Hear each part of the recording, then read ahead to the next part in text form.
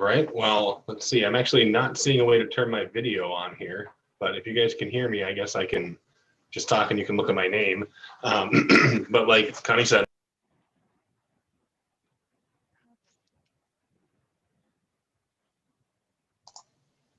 okay, I think I'm back. Okay. I think we're good now. All right, so like I said, we have the Sustainable Agriculture and Food Systems program here. It's a very hands-on program, so if you're someone that really enjoys, you know, sitting in a classroom and taking lots of notes and things like that, then this probably isn't the best program for you. We have some classroom time, but we really focus on being out in the field and getting that hands-on experience. And it's a great program if you're interested in the sciences, but you're kind of not sure what your favorite type of science is, because we get to do all different types of applied science. So there's, essentially some biology and the way the plants are structured and grow. We have some chemistry when it comes to doing nutrient analysis of our soils and how we want to fertilize, things like that. There's a little bit of geology to look at the soils and how they're developing. So the goal of the program is we basically plan a whole year of food production. So we'll start in January. We'll develop a planting plan. We'll figure out what are our goals, what do we want to produce, when, and we'll get all that information going. And then if we were doing this a month or two later, I would probably be outside with my cell phone because we'd have stuff growing. Right now, we're not quite started yet. But once we get things started, then we'll transplant them out of our greenhouse into the ground, and then we'll work on harvesting and just washing and packing things. We distribute food on campus. We distribute some food to some local charities, and we'll be setting up a farm stand this year. And there's a lot of opportunities for entrepreneurship. I know this year some of our students, they want to grow a bunch of sweet corn so that at powwow they can have a booth selling roasted corn. So it's a really good experience if you're trying to figure out how you can have a profitable operation. We also focus a lot on food sovereignty. So there's classes that we do on seed saving and ethnobotany. So things like, how can we make sure we have access to our food? There's some of the other classes. We have horticulture and crop production. We talk about integrated pest management, earth and soil science.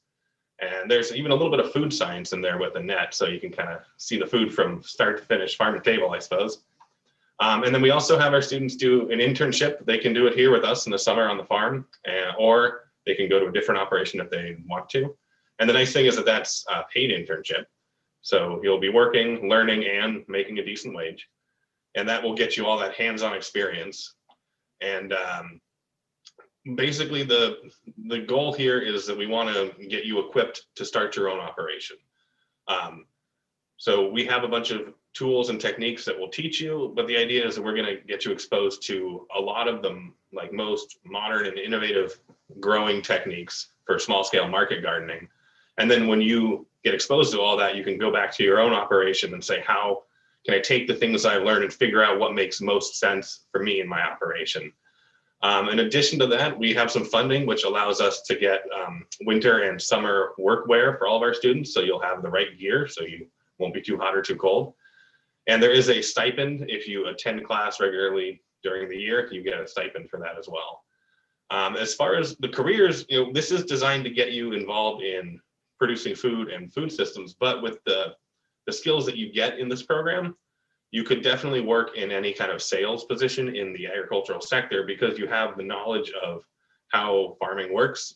People tend to believe you if they know, if you're just going to go up and say, hey, buy this from me because I'm selling it, people don't trust you as much as if you can talk about why your product works and how your experience with it, things like that. You would also be really well qualified to work at a co-op or an elevator in North Dakota. Additionally, there's not very many young people getting into greenhouse work. So whether you want to do, food production in a greenhouse, cut flowers, hydroponic lettuce, things like that, the population of people working there is just, the age is going up and up and up. So we need more young people to get into greenhouse work, especially in these more northern climates where we don't have a lot of time to grow outside. Finally, if you wanted to go more into a more advanced science, this would be a good basis if you wanted to go for like a 4-year in a botany or plant breeding or career in that trajectory. And then It also pairs really well with the culinary program as well as the business programs. One of our students right now is double majoring in sustainable agriculture and business, which I think is great because if you can't make money with your agriculture program, it's not very sustainable. So yeah, are there any questions? Thank you, Scott. I did have two follow-up questions, and of course, students can ask questions at any time or put those in the chat. One was, you had mentioned that students are able to work in the summer and be paid for that with the internship. How many hours would a student typically work in the summer? Our students usually work a full 40 hours a week.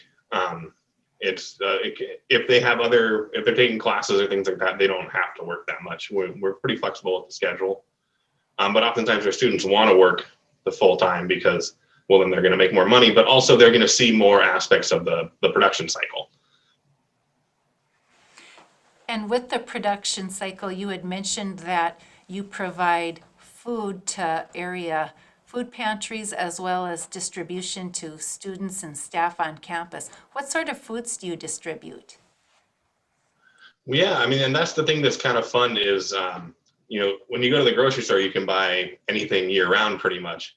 So it's kind of interesting to get people interested in the seasonality of produce. So when we first start, at the end of May, beginning of June, we'll have maybe some radishes or some bok choy, maybe some early beets if we're lucky. And then as we get later into summer, then we're going to start having, like the things that people really like, which, carrots and cucumbers and tomatoes. And then later on, we'll have potatoes and some peppers. So it's fun to get to interact with the community, and they'll say, oh, do you have this yet? And it's like, well, come back in a couple weeks. But right now we have all this other stuff.